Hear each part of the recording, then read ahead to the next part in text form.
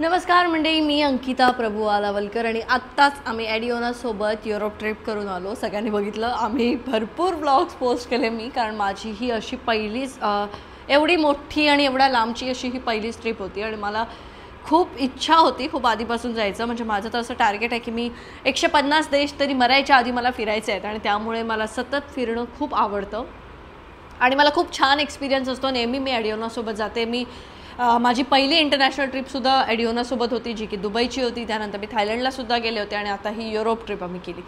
फक्त यामध्ये एकच फरक होता, जो फरक मी माझ्या व्लॉगमध्ये सांगितला, की ही आमची सेल्फ ड्राईव्ह टूर होती. सो आम्ही कार हायर केली होती, आम्ही ती कार घेऊन आम्ही फिरत होतो आणि त्यामुळे टूरमध्ये जे दोन प्रकार असतात, एक असतं FIT, एक असतं ग्रुप टूर. सो ही आमची ग्रुप टूर नव्हती, ही होती FIT.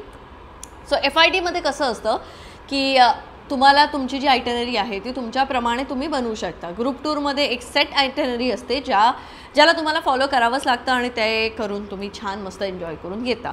सो आम्हाला थोडं जास्तीत जास्त वेगळं आणि थोडं ऑफबीट लोकेशन्सना जायचं होतं, त्यामुळे आम्ही कार हायर केली होती आणि आम्ही आमची टूर केली. त्यामुळे ती आम्हाला जास्ती महाग झाली, पैसे खूप खर्च केले आम्ही, जाम खर्च झाले. पण ती जी कॉस्ट होती ती कॉस्ट मी तुम्हाला या ब्लॉगच्या शेवटी सांगणार आहे. आधी मी तुम्हाला माझे अनुभव सांगणार आहे, कारण मला असं वाटतं की तुम्ही सगळेजणं बऱ्यापैकी जणं युरोप जायचं प्लॅन करतायत आणि त्यांनी सगळ्यांनी मला मेसेज करून सांगितलं की अंकिता तुझे अनुभव सांग, काय प्रॉब्लेम्स येतात, काय असं असतं सगळं सांगा. मी सगळ्यात पहिलं बोलते ॲडिओनाबद्दल, की मी ॲडिओनासोबत जेव्हा गेले मला कधीही कुठचे हे पेड प्रमोशन नाही आहे किंवा काही नाही आहे.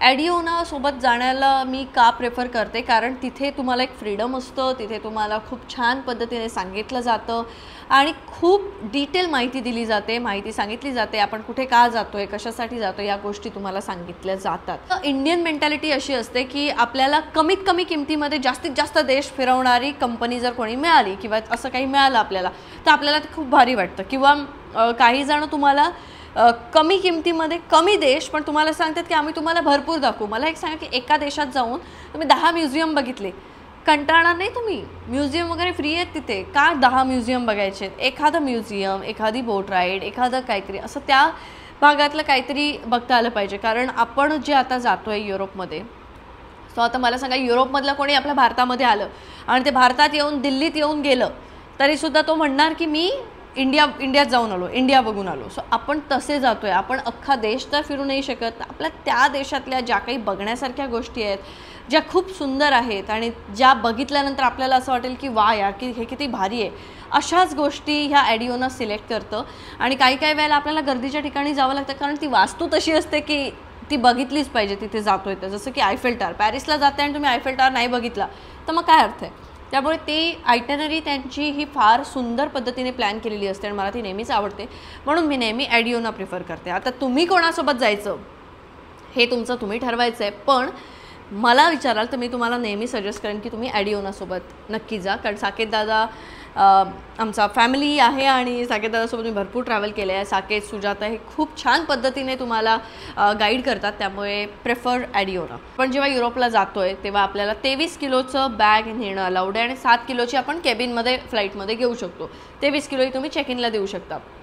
आता 23 किलोमध्ये तुम्हाला कपडे तुमचे भरायचे आहेत, त्यामुळे ग्रुप टूर असतात ह्या जवळपास 13-14 दिवसांच्या असतात. आम्ही जे गेलो होतो ते 19-20 दिवसासाठी गेलो होतो, त्याच्यामुळे आमच्यासाठी ते एक मोठं टास्क होतं की एवढ्या दिवसांचे कपडे हे 23 किलोमध्ये बसवायचे.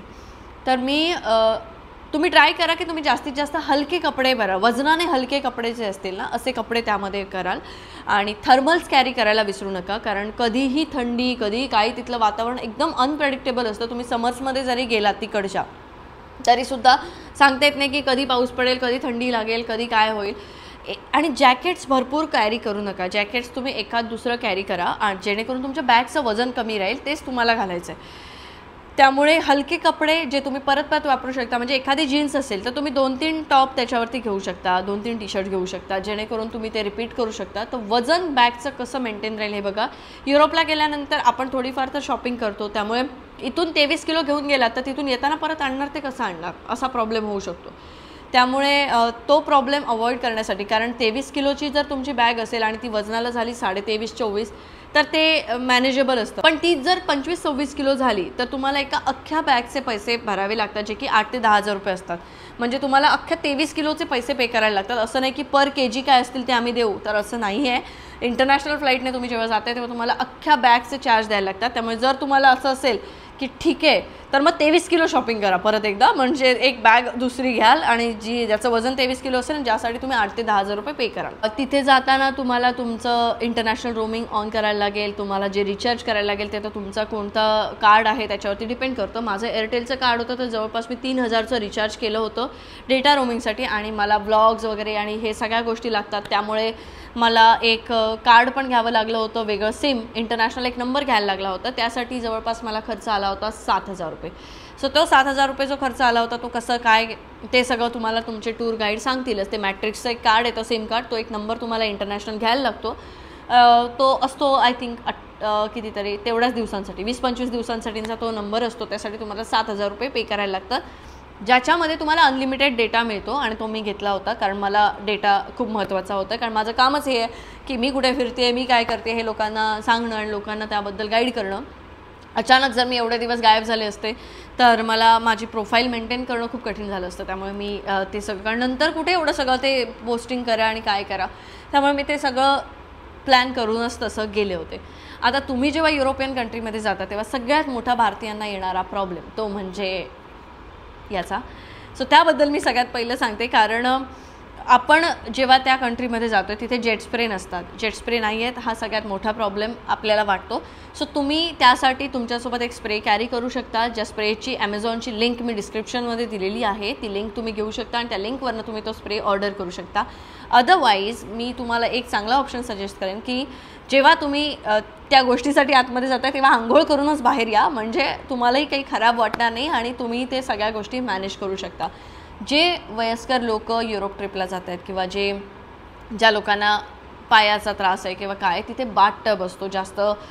तुम्ही जिथे राहाल हॉटेल्समध्ये अशा ठिकाणी तिथे, त्यामुळे बाथटबमध्ये जाताना बाहेर येताना थोडं सांभाळून तुमचा पाय स्लिप होण्याचे चान्सेस असतात. त्यामुळे आरामात गोष्टी करा, घाई करू नका, कारण उपद्व्याप करून परत याल त्यापेक्षा सावकाश सगळ्या गोष्टी केलेल्या कधीही चांगल्या. आपल्याला बाथटबची सवय नसते, त्यामुळे तुम्ही बाथटबमध्ये उभं राहून सुद्धा आंघोळ करू शकता. बरेच भारतीय ते करतात, पण सांभाळून करा जे कराल ते, ही सगळ्यात महत्त्वाची गोष्ट. कारण मी इमॅजिन केलं की माझे आई वडील जर युरोप फिरायला म्हणून मी त्यांना पाठवेन, ते जे की कधी ऐकणार नाहीत, मी जरी पाठवायची माझी इच्छा असेल तरीसुद्धा, पण ते जर कधी गेले तर त्यांना हा त्रास होऊ शकतो. त्यामुळे मला वाटतं की जी मुलं आपल्या आईवडिलांना एखाद्या टूर कंपनीसोबत पाठवत आहे त्यांनी आपल्या आईवडिलांना या गोष्टींची कल्पना द्या की तिथे बाथटब असतो, बाथटबमध्ये उतरताना बाहेर येताना थोडं सांभाळून.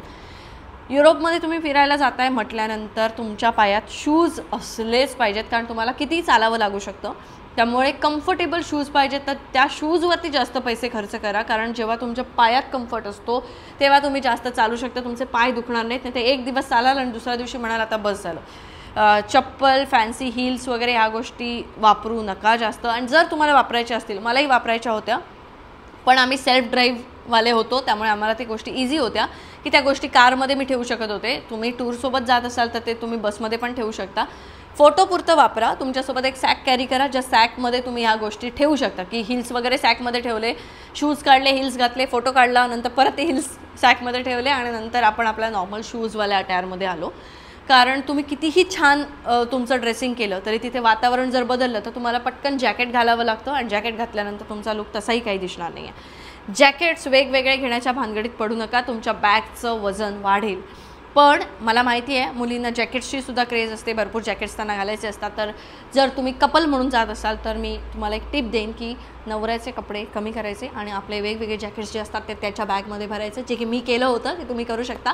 कारण त्यांना की जीन्स घालायची असते, या जीन्सवरती 3-4 टी-शर्ट घेतले की त्यांचे 4 दिवसाचे कपडे झाले. त्यांचे कपडे कमी करा आणि स्वतःसाठी जे काही लागेल ते नवऱ्याच्या बॅगमध्ये पॅक करा. ह्या टिपसाठी तुम्ही मला नंतर थँक्यू म्हणू शकता.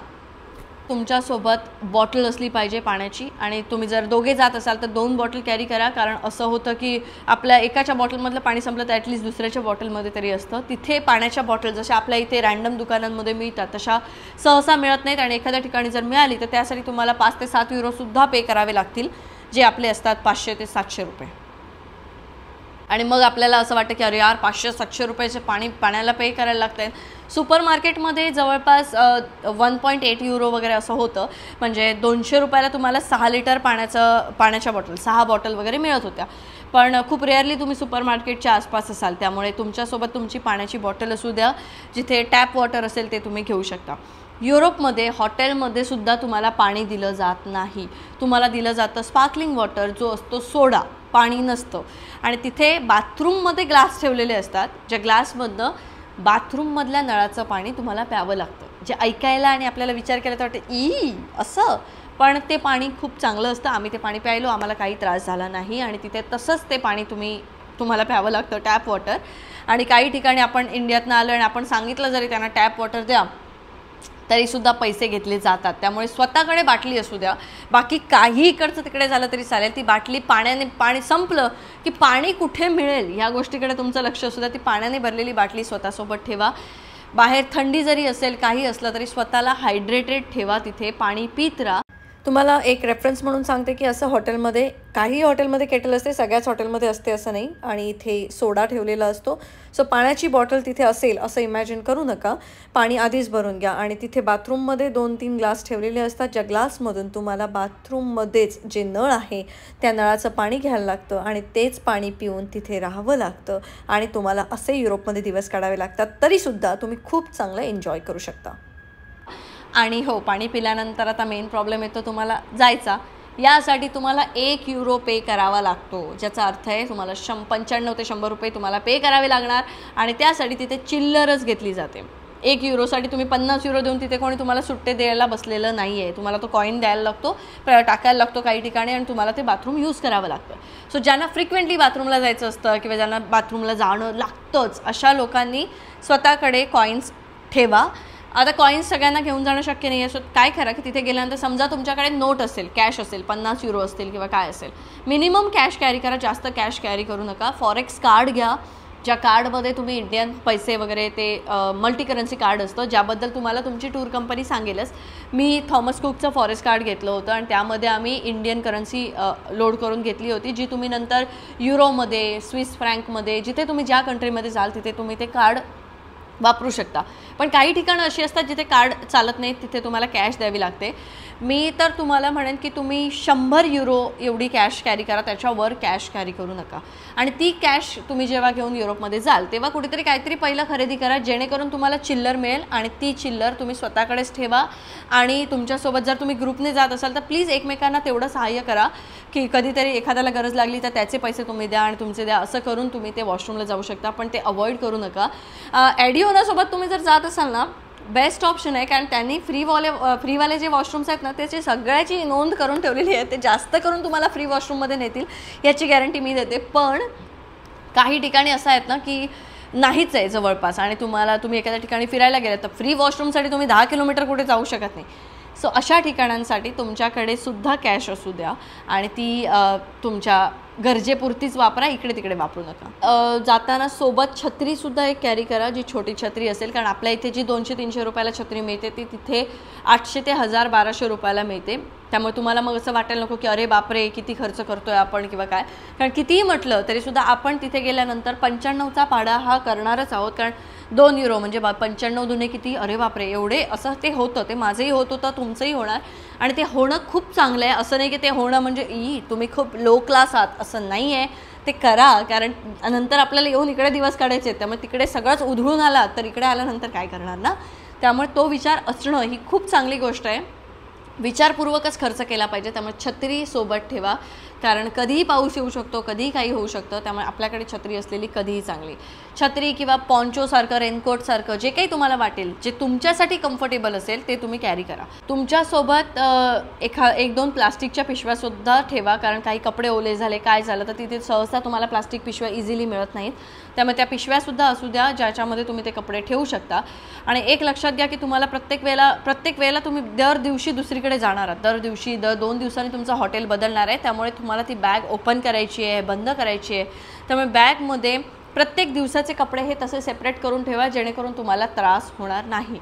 आणि ते कपडे काढणं, परत त्याच बॅगमध्ये ठेवणं, तीच बॅग घेऊन दुसऱ्या हॉटेलला शिफ्ट होणं. कारण तुम्ही एकाच ठिकाणी 10 दिवस राहायला जात नाही आहात, तुम्ही युरोप फिरायला जाताय म्हटल्यानंतर तुम्हाला बऱ्याच ठिकाणी ट्रॅव्हल करावं लागणार आहे. सो त्याची काळजी घ्या. युरोपियन कंट्रीजमधल्या लोकांना आपल्याला मॅनर्स नाही आहेत असं वाटतं, त्याच्यामुळे तिथे गेल्यानंतर जोरजोरात ओरडणं, जोरजोरात भांडणं, जोरजोरात बोलणं या सगळ्या गोष्टी अवॉइड करा. कारण त्या लोकांचं बोलणं वागणं तसं नाही आहे. सो त्यांना तो फार गोंगाट वाटतो आणि आपल्याला खूप सवय असते कचा कचा कचा कचा करायची आणि ती आपल्याला अवॉइड करायची आहे. आपण एखाद्या देशामध्ये जातोय तर त्या देशाची संस्कृती बघण्यासाठी, ते देश कसं काम करते, त्या देशामध्ये काय काय आहे हे बघण्यासाठी, आपल्या गोष्टी त्यांच्यावरती थोपण्यासाठी किंवा आपल्याकडे पैसा आहे म्हणून आपण जातोय वगैरे असा माज तिथे ठेवू नका. कारण त्या कंट्रीज ह्या टुरिझमवरती फार डिपेंडंट नाही आहेत, पण त्या कंट्रीने त्यांची सगळ्यांची जर तुम्ही ट्रान्सपोर्टेशनपासून सगळ्या गोष्टी जर तुम्ही बघाल तर त्या एक शिस्तबद्ध आहेत आणि त्यानुसारच आपल्याला तिथे वागायचं आहे.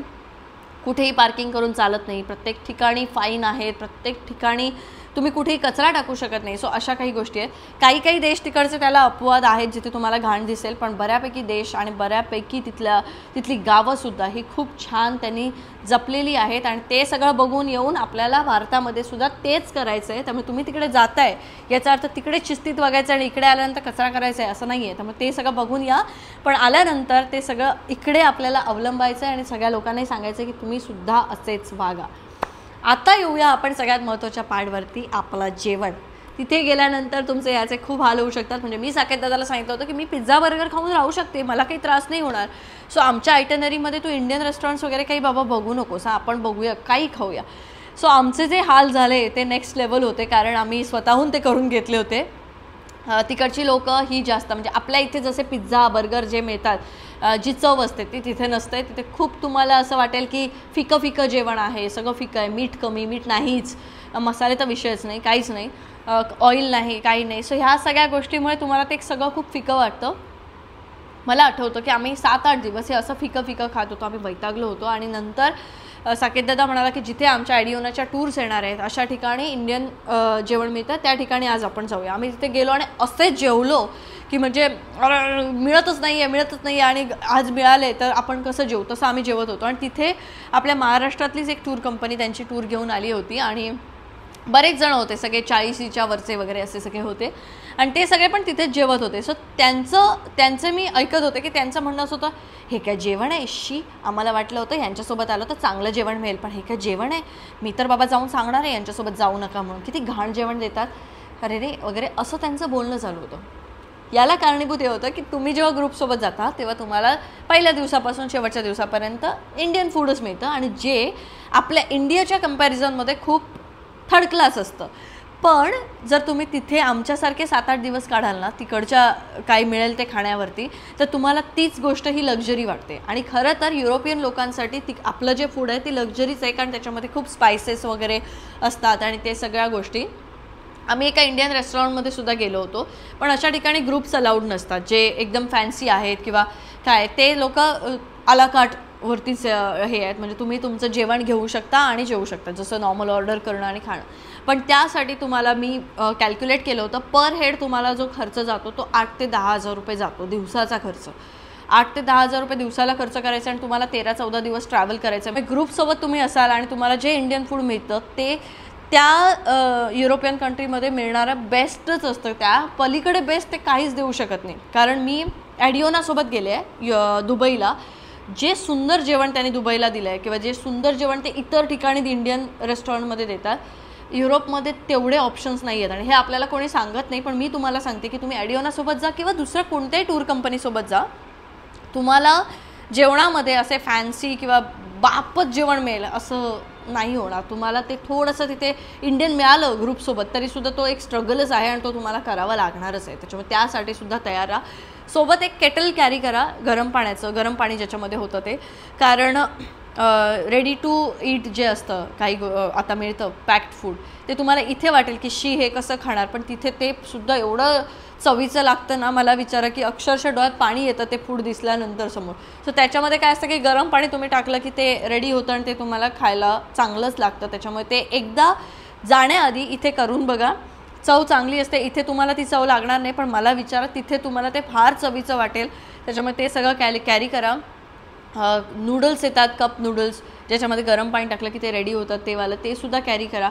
सो फूड तुमच्यासोबत पण काहीतरी कॅरी करा, जे खाऊन तुम्ही पाणी पिऊन ॲटलिस्ट राहू शकता. म्हणजे जर तुम्हाला बाय चान्स जेवण नकोच असेल किंवा आवडलंच नाही तर तुम्ही तुमचं काहीतरी खाऊ शकता, अशा गोष्टी कॅरी करा. त्याच्यामुळे त्याचंही वजन होणार, त्यामुळे ते वजन प्लस आपल्या कपड्यांचं वजन या सगळ्याचं एक व्यवस्थित गणित घाला आणि त्यानंतर तुमची बॅग पॅक करा. आपण ज्या हॉटेलमध्ये तिथे राहतो तिथे AC नसतो, फॅन नसतो, कारण तिथे वातावरण थंड असतं. त्यामुळे बहुतांश रिसॉर्टमध्ये, हॉटेल्समध्ये AC, फॅन या सगळ्या गोष्टी नाही आहेत. पण जमीन थंड असते, त्यामुळे जे वयस्कर लोक जात आहेत त्यांना मी एकच सांगेन की स्लीपर वगैरे असं काहीतरी कॅरी करा. म्हणजे एक शूज, एक स्लीपर हे तुमच्याकडे असू द्या, जेणेकरून तुम्हाला त्या गोष्टीचा त्रास होणार नाही. आणि बाहेर फिरताना कितीही ते देश शिस्तप्रिय जरी असले तरी तिथे सुद्धा चोऱ्या होतात. त्यामुळे तुम्ही असे काहीतरी जर दिसलातच, टुरिस्ट म्हणून आपण त्यांना कळतोच आपण बाहेरून आलेलो आहोत, त्यामुळे स्वतःसोबत फार काही कॅरी करू नका. मौल्यवान वस्तू, सोनं, नाणं हे सगळं काही कॅरी करू नका. एक फॉरेक्स कार्ड ज्याच्यामध्ये तुमचे पैसे असतील, कारण ते कार्ड तुमचं जर हरवलं तर तुम्ही ब्लॉक करू शकता. आणि 100 युरो याच्या व्यतिरिक्त काहीही स्वतःकडनं नेऊ नका. कारण आम्ही तर कॅश नेली नव्हती, कारण आमच्यासोबत साकेत दादा होता, त्याच्यामुळे आम्ही त्याच्याकडनं कॅश घेतली होती तेव्हा. पण आता तुम्हाला तुमची कॅश न्यायची आहे, कारण एवढे सगळे लोक जर तुम्ही जात असाल किंवा तुम्ही सेपरेट जात असाल, प्रत्येक वेळेला तुमच्यासोबत कोण असेल नसेल, त्यामुळे कॅश ही 100 युरोपर्यंतच ठेवा. जास्तीत जास्त 150-200 युरो, त्याच्यावर तर घेऊच नका कॅश स्वतःकडे. कारण 100 युरो जरी म्हटले तरी आपले ते होतात 10,000 रुपये. आणि फॉरेक्स कार्डमध्ये पैसे टाकून घ्या. जे कार्ड हरवलं तर तुम्ही ब्लॉक करू शकता. त्यामुळे ते कार्ड जवळपास सगळीकडे चालतं, 99% ठिकाणी कार्ड चालतं. जिथे नाही चालत तिथे तुम्हाला कॅश वापरायला लागेल. आता तुम्ही ग्रुप टूरसोबत जात असाल तर तुमचं सगळं तर ऑल इन्क्लुझिव्ह असतं, त्यामुळे तुम्हाला काही वेगळे पैसे द्यायचे नसतात. तुम्हाला फक्त पैसे लागणार ते सुद्धा ह्याच्यासाठी, आणि जर काही तुम्ही शॉपिंग केलं तर त्यासाठी. त्यामुळे 100 युरो कॅश आणि बाकी फॉरेक्स कार्ड एवढं इनफ आहे. सगळ्या गोष्टी तुम्हाला तुमचे टूर गाईडसुद्धा सांगतील ते सगळं. आणि मी जे ह्या ब्लॉगमध्ये सांगितलं या सगळ्याचा एक सारांश काढा आणि त्यानंतर तुमचं पॅकिंग आणि जायचं प्लॅन करा. युरोप खरंच खूप सुंदर आहे, बघण्यासारखं आहे. पण तिथे जे काही शिकून याल ते आपल्या देशात नक्कीच अप्लाय करा. आणि आता सगळ्यात महत्त्वाचा प्रश्न सगळ्यांनी मला जो विचारला की तुला किती खर्च आला, तू काय खर्च करून आलीस, तर मी आणि कुणाला, आम्ही दोघांचा टोटल खर्च या ट्रिपचा 11.5 लाख रुपये होता. 19 दिवसात आम्हाला 11.5 लाख रुपये खर्च आला. त्याला कारण कारचा रेंट, कारचं पेट्रोल, कारचं पार्किंग, प्रत्येक ठिकाणी आम्ही जे जात होतो ते सगळं. आणि त्यामुळे आम्ही ज्या हॉटेल्सना राहिलो हे थोडं ऑफबीट हॉटेल्स, थोडं बऱ्याच अशा ठिकाणी आम्ही गेलो जिथे ग्रुप टूर जाऊ शकत नाही, अशा ठिकाणी सुद्धा आम्ही गेलो.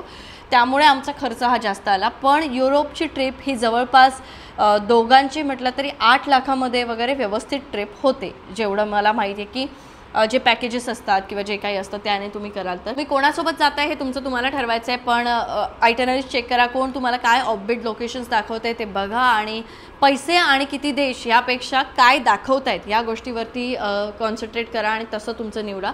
तुम्ही जर ॲडिओनासोबत जात असाल तर तुम्ही you are the lucky one. तुम्ही खूप चांगला निर्णय घेतलेला आहे, कारण मला माहिती त्यांची आयटनरी आणि ते खूप छान तुम्हाला एक्सपिरियन्स मिळेल त्यांच्याकडनं. आणि माझा व्लॉग बघून जात असाल तर त्यांना तसं सांगा की माझा व्लॉग बघून आला आहे, म्हणजे तुम्हाला अजून चांगला ट्रीटमेंट मिळेल. असं मी उगीच सांगते, असं काही नाही आहे. तुम्हाला ते छानच ट्रीट करतील, कारण मी त्यांच्यासोबत सतत ट्रिप करत असते. आता मी त्यांच्यासोबत परत बालीला जाते 2 महिन्यांनी. सो त्यांचा नंबरसुद्धा मी डिस्क्रिप्शनमध्ये देते आहे. तो नंबरवरती तुम्ही कॉन्टॅक्ट करून त्यांची आयटनरी तुम्ही बघू शकता, त्यांच्यासोबत तुम्ही जाऊ शकता. बिंदास जा, मजा करा. आणि तिथे गेल्यानंतर तुम्हाला कळेल की आपल्या देशात आपल्याला किती फ्रीडम देऊन ठेवलं आहे. सूट दिली आहे नुसती, तर त्या सूटचा आपल्याला फायदा नाही घ्यायचा आहे, तर आपल्यालासुद्धा आपला देश खूप छान बनवायचा आहे आणि तो आपण सगळे मिळून बनवूच. तर या सगळ्या गोष्टीची काळजी घ्या आणि मला वाटतं की मी दिलेल्या टिप्स तुमच्या कामी येतील. सो या व्लॉगमध्ये एवढंच. आपण भेटूया पुढच्या व्लॉगमध्ये. जय हिंद, जय महाराष्ट्र.